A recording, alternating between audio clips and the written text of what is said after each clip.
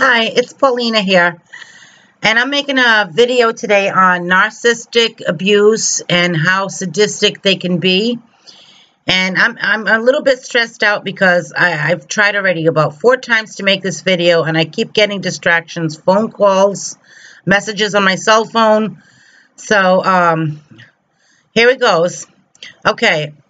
I'm going to talk to you about narcissists and how sadistic they can be because I've been involved with a few narcissists. One narcissist I was involved with on and off for 10 years. Now, I didn't know what narcissistic personality disorder actually was until recently, until about a year ago when I started doing some research on narcissism. Now, I knew he was narcissistic and conceited, but I didn't know that narcissists have all these traits, all these sadistic traits and what they do and how they act.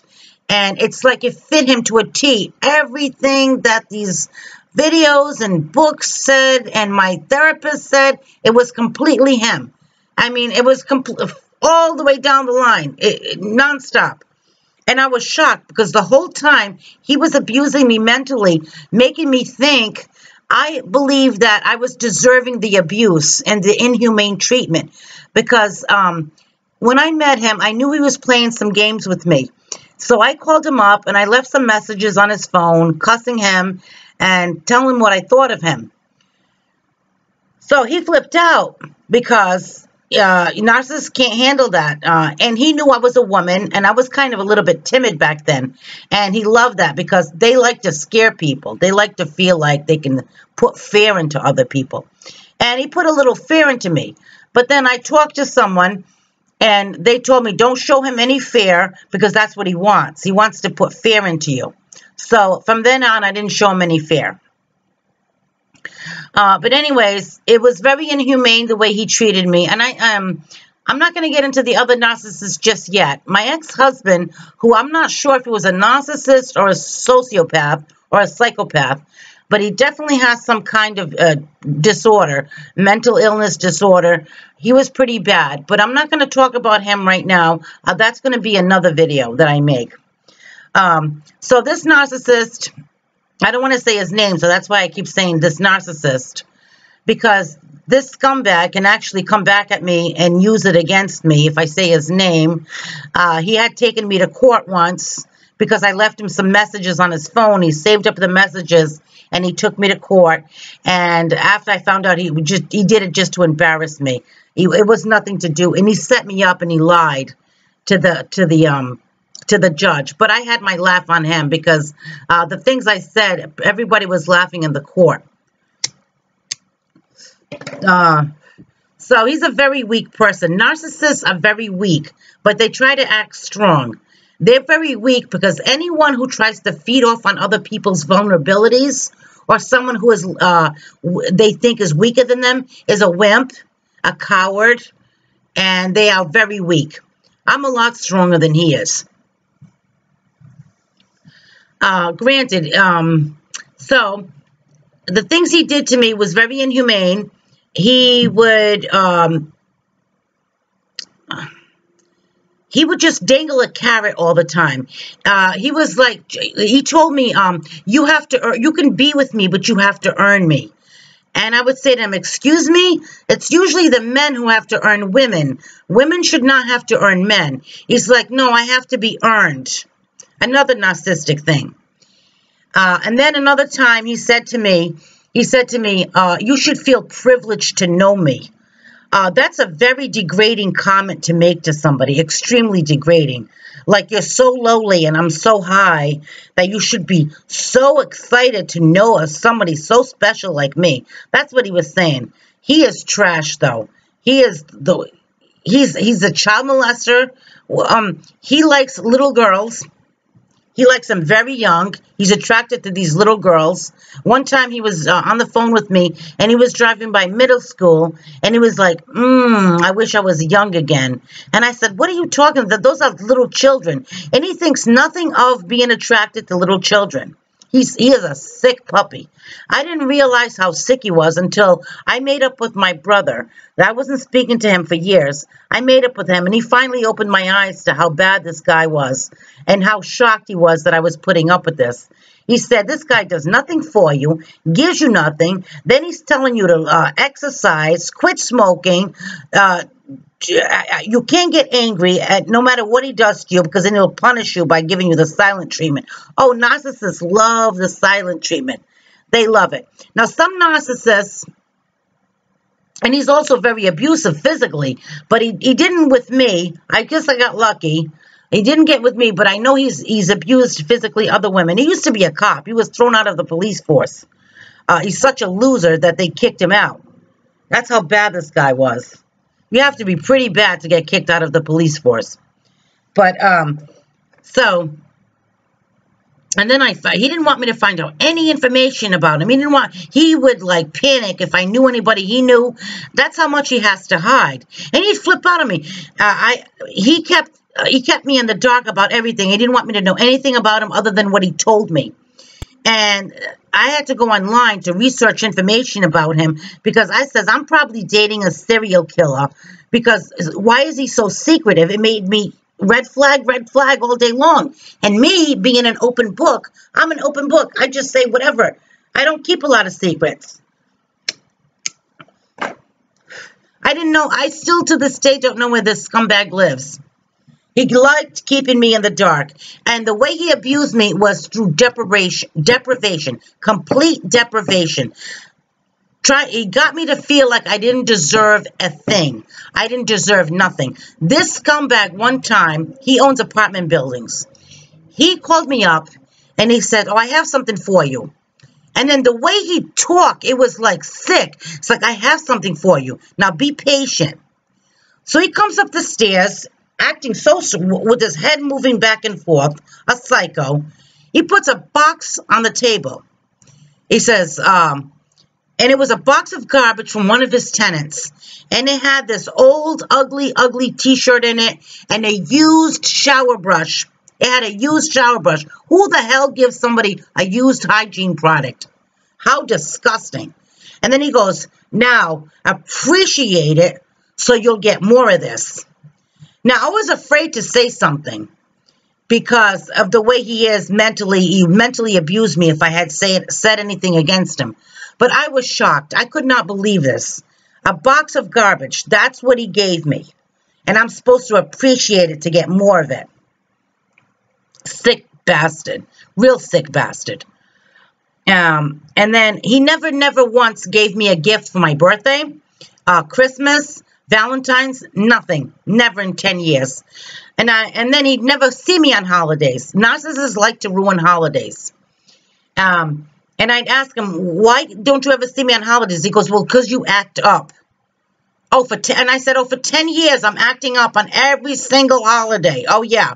Right. And he always looks, he would avoid me. It'd be like 2 weeks before Christmas and then 2 weeks after. Any holiday that includes giving gifts, he would stop talking to me because he doesn't like to give gifts. And then he'd say something. I'd say, you're so cheap. He goes, no, money's no object. It's like, people have to deserve things. They have to earn things. Earn. How degrading. That's all he did for 10 years was degrade me. And when I talk about him to other people, people were shocked. Like, why are you putting up with this? Why you...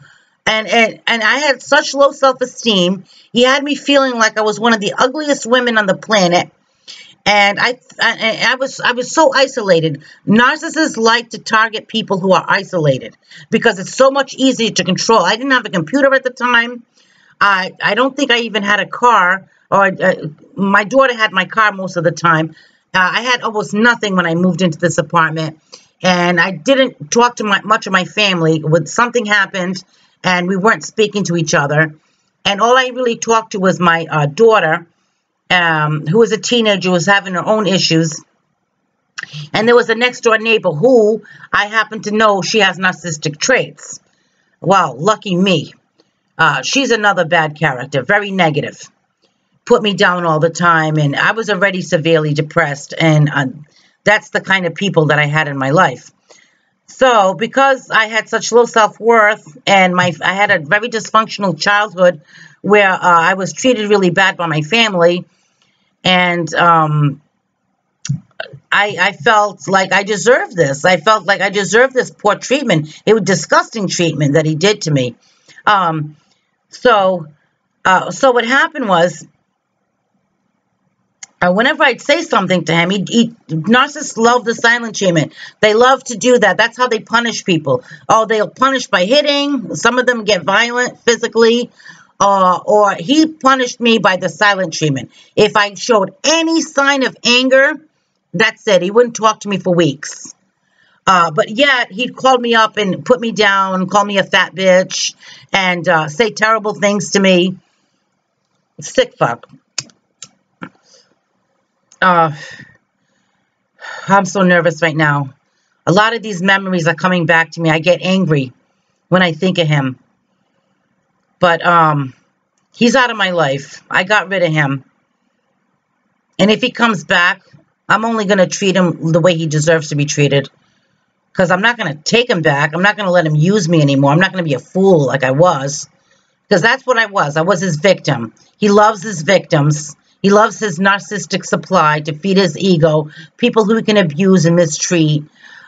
You know, I hate him. I hate all narcissists. But especially him. He's a very sick puppy. I need a break. I need a few breathers here. I'm really stressed out thinking of him. He would just do weird things. And when I first met him, I knew he was playing games, so I was avoiding his calls. And he called me up, and then he takes the phone. He takes the phone, and he starts not answering, not talking. He starts pushing all the buttons, making weird noises. I knew there was something wrong with this guy. And then when we were in a hotel, when we first got intimate, he comes right out and says, "My mother used to pull my hair, you know." Okay, that's a psycho. Telling somebody something like that. So I knew he had some damage going on in his head. But because I was so isolated and I wasn't around enough people, and I did go to, I go to a counseling center, but at the time I wasn't getting therapy. I just had like a case manager that was working with me, and but not a therapist, not the right therapist, because I'd mention him and they would just brush it off, like, "Oh, stop seeing him, don't be involved with him." But my mind was so fixated on him, on what the things he did to me. It was like I was enmeshed in everything. Just telling somebody, oh, snap out of it, leave him, let him go. That doesn't do the trick when somebody is being abused. So I finally met the right person to talk to him about. My brother was the miracle. He's the one that opened my eyes. He was so disgusted by the way this guy was treating me. And he opened my eyes, and I finally flipped out on him. I actually had some kind of breakdown. I wound up putting myself in a mental hospital for about 10 days because I was freaking out. I couldn't function. I couldn't concentrate. I would drive somewhere, and I'd keep missing the exits like about half a dozen times. And I was so angry. I was so crazy because I wanted to kill him. But it's like, this scumbag does not deserve me to go to jail over. No one deserves for me to be in jail other than my child and my grandson. So I finally got rid of him. Thank God I did, because now he would drive me crazy. He'd be on the phone talking about other women. This ex-girlfriend, that ex-girlfriend, that girlfriend. And he wouldn't say their names. He would say the Brazilian girl, the Portuguese girl, the Dominican girl, the Puerto Rican girl, this girl, that girl. He would always say it by the nationality. Till finally I started getting tougher. And I said, you know what? Why don't you call up these women that you're talking about? Because obviously they're on your mind and I'm not. So give them a call. This is after I had a nervous breakdown, because I started saying, oh, my God, no more. And when he found out I had a nervous breakdown, he was abusing me on the phone. He was like, oh, that's another. He liked to devalue me, always looking for things like, oh, this is why you're lower. After I had the nervous breakdown, he goes, oh, that's another thing. Now you had a nervous breakdown. See, there's something else wrong. Scumbag. Perfect scumbag. But if you are involved with a narcissist, please look up as much information as you can. There is so much information on YouTube, on the internet, about narcissists and personality disorders, mental illness. Find out, because that's going to empower you. Knowledge is power, and it's going to make you stronger, and it's going to give you ideas on what to do and how to leave and how to get rid of this narcissist or other personality types, sociopaths, psychopaths. Sometimes they can be dangerous, and you have to have a plan. If you have to go somewhere and hide from them, do it until you have, you're safe. But do whatever you have to. Get away from these people. They will do nothing but ruin your life, damage you. They won't bring you happiness. They might bring you happiness like they're dangling a carrot. They might be a little nice to you here and there just to keep your hopes up. It's like they do that. It's like saying, see, when you're a good person, when you're a good girl, I'm going to be good to you. So keep earning those points. So please, whatever you do, get away from these people. Drop them like hot potatoes if you can, because your life is going to be ruined. You cannot have happiness when you have this kind of toxicity in your life. So best wishes to you. If you have any comments, please put it down below so that if I make other videos, I'll have better ideas. Even if it's negative comments, it still helps me. But if you like this video, please hit the like button. I'd really appreciate that. Thank you so much. I hope you enjoyed this.